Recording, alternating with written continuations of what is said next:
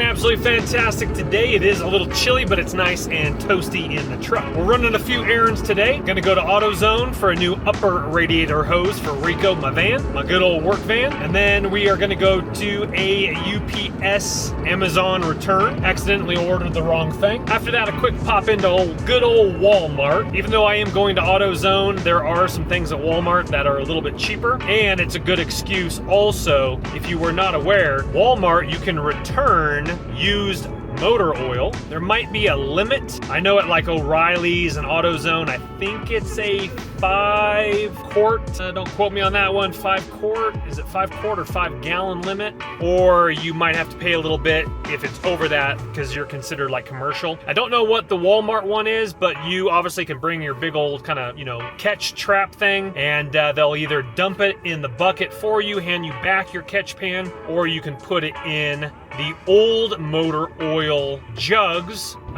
Well, when you put the new motor oil in, and then you put the old motor oil in the jugs that held your new oil after you did your oil change. And something you might not know about is that Walmart also takes back, at least this was like a year ago, I asked the guy, and he's like, I think it's kind of under wraps. They don't really want too many people to know about it, maybe, I don't know. But he came up to me and he like whispered, I was like, hey, do you take used brake fluid and I think coolant as well? I'll double check on coolant today. But I'm like, hey, do you take brake fluid or like coolant or something like that? And he comes up to me, whispers, he was the manager. He's like, yeah, but we just try not to advertise it. Maybe because there's a lot of people that do at-home car mechanic services around here and they don't want to be like overloaded. Maybe, I'm not exactly sure why. There were some people in the area. Maybe he just didn't want them to know about it. I don't know. But I did my brake fluid change on my van quite a while ago, and I got some dirty old brake fluid. So I'm going to recycle that. I do need to do an oil change, so I'm also going to pick up a filter at Walmart, some new lint-free rags. Those are absolutely fantastic to work on your car with. And then I'll go back and drop off that motor oil at a different time. But little tip for you, little life hack if you were not aware of that. And all you do is you take it into the tire section.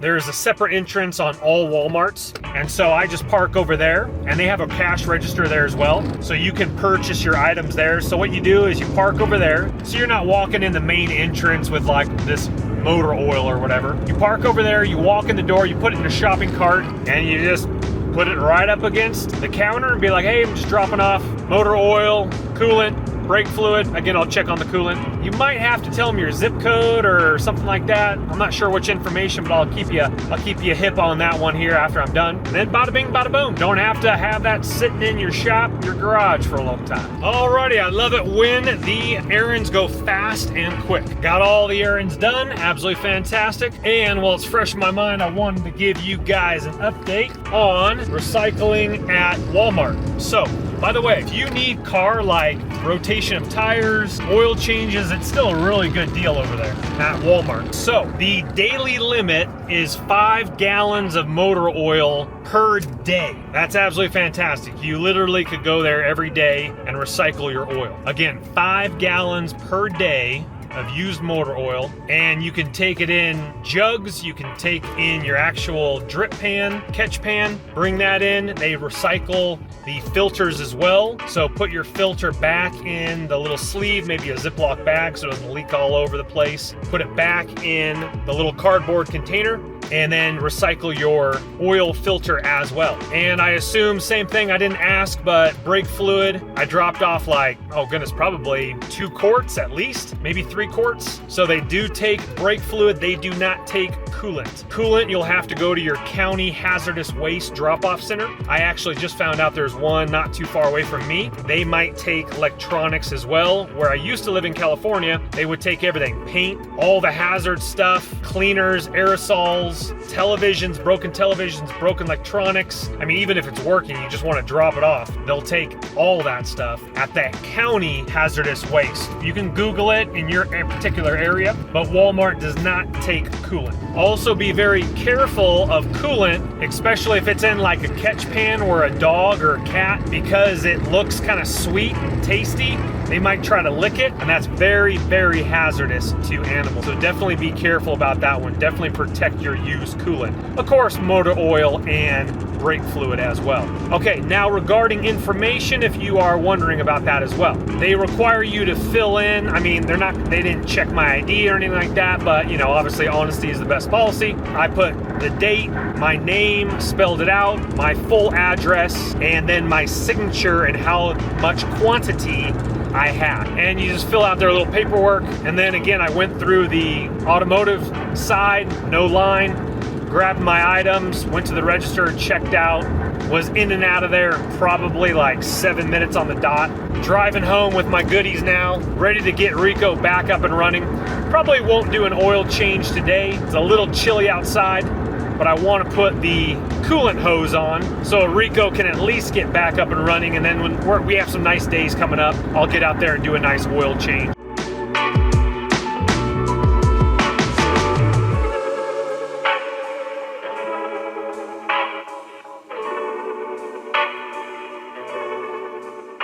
Okay, I need to put my hands back on this fire. You better believe it. Just bringing the stools from my shop. My hands are cold.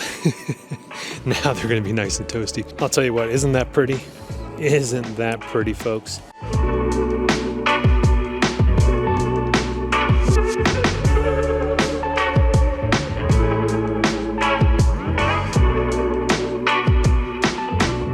Alrighty, we got Beesky Meesky. There's the bridge right there, the end of Daniels Pass. We are going to be doing the charge up here. Daniels Pass trail system, we're going to be going this way. We're going to be hoofing up once again, breathing hard, and then going up to Jack's, a top parking lot, and we'll get that on GoPro. But this is where we typically end for the Daniels Pass loop. We're not going to do that today. We're going to do Daniels Pass to Jack's. Above, we got our fatty tires in the back of the truck. Let's get it trekking. Well, we got a winter wonderland, but oh goodness gracious, that's a little, don't want too much PSI. All right, crazy hill out of the way. This gets a little bit more tramped and less incline, but it's not as smooth as you'd want it to be with all the hikers. You got to keep your butt down, not too low of gear where you slide. And then when it's more sun exposed, less snow, more dry. Again, we're working our way up to that upper parking lot. Whoa, careful on the ledges. And whoa, yeah, come on. I'm pumped up too high right now. I'm at 10 PSI. I should be about 6, especially for this slippery slidey. Just gives you more traction, just like off-roading your truck. You lower the PSI in sand. Good girl, B. You knew where the trail was. This is beautiful right here. Yeah, get that balance now. Up. So here's the upper parking lot again. If you want to do the full Daniels loop, go out that way and you'll end up at the bridge. But we're going up Jack's High Drive and meeting up with Jack's. And this is just literally a fire hazard road, Jeep trail maybe during certain seasons. Plenty of parking here if you want to start here. Outhouses. Let's go. And with this fire road, it's a slow grind up. Not too bad, but just get in the conversation mode. It's nice when it's flattened down in the middle for us. This reminds me of Breckenridge. You go up to the old railroad water tower, and there's this Jeep fire road all the way to the top. And you got an edge, a cliff, just like this. It is a slow grind. This road goes forever. It just keeps going. Now there's another trail off of Daniels Pass. It's called Gold Camp Road to Daniels Pass. And it's called Buckhorn. And that trail is ridiculous, absolutely hard. Summertime, we were doing switchbacks and it was like, good grief. I had to get off my bike and just breathe. It was intense. This isn't too bad when it's kind of a grind. You just sit in granny gear and grind up. The problem is when you're really pumping, when it's steep, and then you turn the corner, it's more steep, and you haven't recovered that push up. Where this, it's such a slow grind, you can recover because you're just hoofing. So you can get in a rhythm. It's still work, but it's not like, you know, like a sprint. So picture going around some switchbacks and your lungs and body feel like you've just been in a sprint, and then your coach tells you to sprint back. And you're like, coach, like I can't, I physically can't. I could try, but I can't. Now, most of the time the body's willing, but the mind gives up before the body. So this is a great way to mountain biking, great way to improve your VO2 max. And here we go, we're on the tail end. Last couple football fields up there is the end of it. Then we'll start jacks. So Buckhorn, I think, connects to jacks. And we'll figure out how many miles this is. It's gonna be a long trek, I think. But sometimes when it's uphill like this, you think you've been going for miles, but it was only like 2 miles or something like that. So feels good in the sun. Let's see, 40, no, not 40, 7,900 elevation, about 500 more than back home. What's that? What is that? Oh, nasty. It's a deer jaw. Probably a bear attacked it.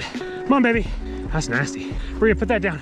Good, good girl. All right, let's finish this up. All right, so Captain Drax trail system. You can hike it, mountain bike it, motorbike it, also horses. One time, I think it was during a summertime ride, I had Bria with me and there was like a dirt biker coming up, so do be careful about that. But this is really beautiful and scenic through here and absolutely stunning. 78, 90 elevation, slappy dappy behind right here, looking good. Going into the tree line. All right, first time we've ever done it in the snow, so we'll give you our feedback here. Alrighty, okay, unfortunately not tramped down enough, unrideable jacks. Okay, baby, give her some space. Watch out, Bria. I mean, it kind of looks like you could ride it, but see, when it's too chunky like this, your tires go everywhere, and then you have this exposure of this cliff, so you could fall off, and if you don't fall off the right direction, you could tumble down, and it's just too slippery, and so it's just not fun. You go back to a Trump trail and go have some fun. So back down high drive.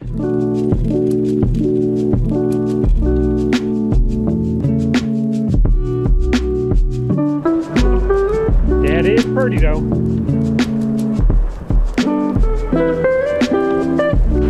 Look at that little tunnel.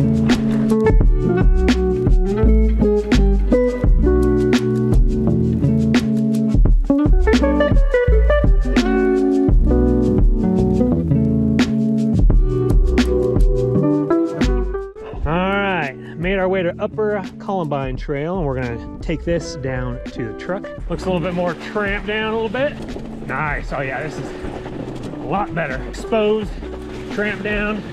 I might need to put my seat down. Is this all downhill, pretty much? Slippity slidey.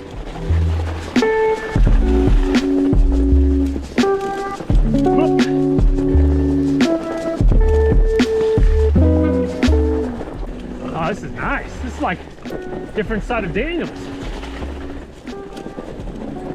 Nice little trail. Like just perfect amount of snow.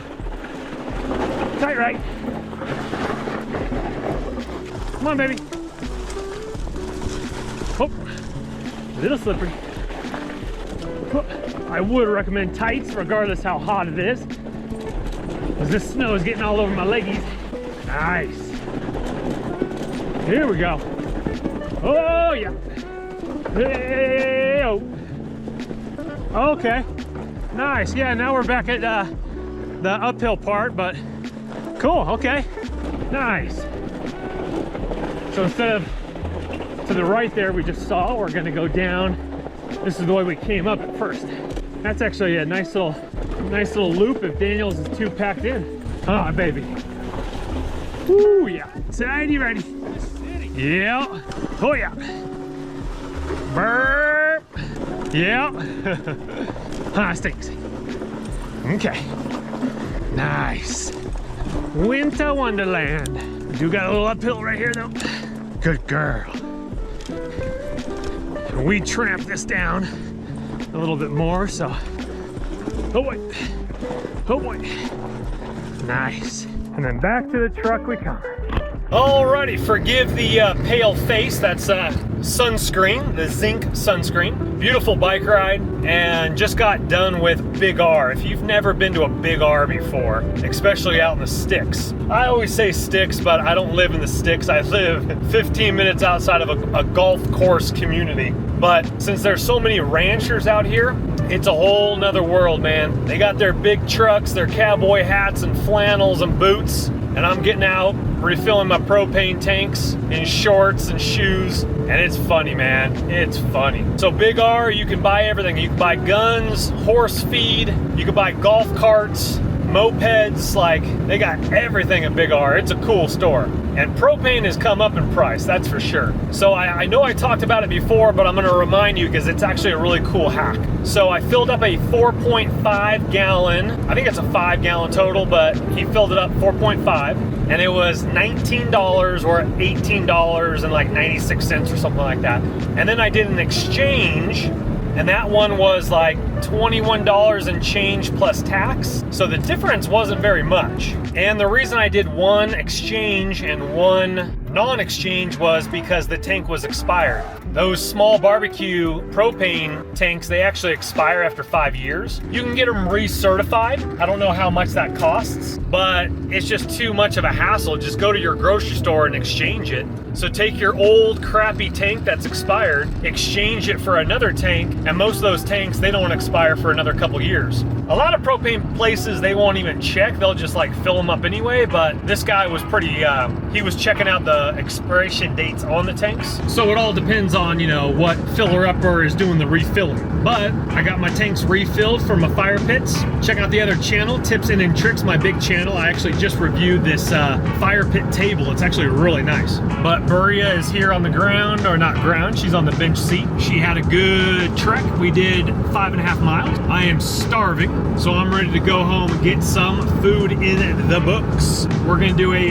4-egg scramble, half an avocado, tablespoon of olive oil, handful of walnuts, 1/4 cup pumpkin seeds, 1 apple, and microgreens. And we're gonna finish up that fire pit table before the sun does go down. Not to mention I do need to wash my bike, and my spigot should be unfrozen by now, so that's good news. Check out this old little ranch right here. Alrighty, see you in just a second. Absolute stunning outside today. Beautiful, fluffy white snow coming down. It's so nice when it's not windy and it's just fluffy, just like the Christmas movies. Super easy to brush off your porches, your cars, and I'm gonna go ahead and tuck into a beautiful time of devotions. We've been here before, but I propped my chair facing the window. I got my Bible, journal, got my Yeti coffee, heated foot massager I'm gonna plug in just a second. And let's tuck on into this. I always do 1 cup of coffee during prayer time, and then I fix up my oatmeal, have another cup of coffee while I read the Bible. Let's go. Now we've captured this before. And sorry, I'm out of breath. I just finished my workout and rushed out here. Lights right here, tree on the lights. Right over here, my fire pits, umbrellas. But then the landscaping lights that got the sun are on. 11.5 degrees outside, 5:30. And so obviously it's not dark yet, but just looking absolutely beautiful. So I'm gonna run out to the gate, do a little shoveling, make sure everything is dialed in for tomorrow so I can get to church. But I love this time of evening.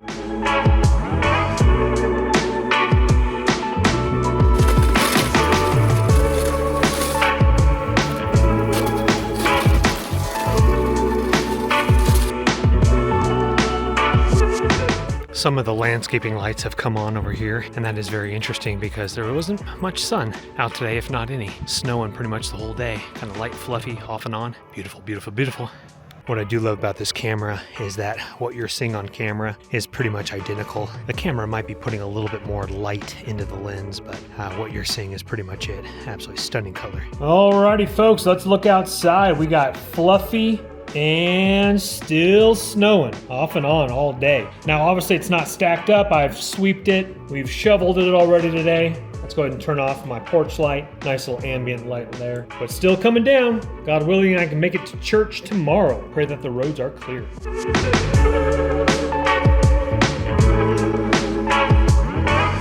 Got my coffee out here. I'm underneath the umbrella. I actually don't really need this jacket on. It's about 42 degrees right now. Some of you might think that's chilly, but when the sun is directly above, shining down, I have my umbrella up. Absolutely fantastic. Not to mention this stool is a lot nicer than my cold metal iron chair that I typically use.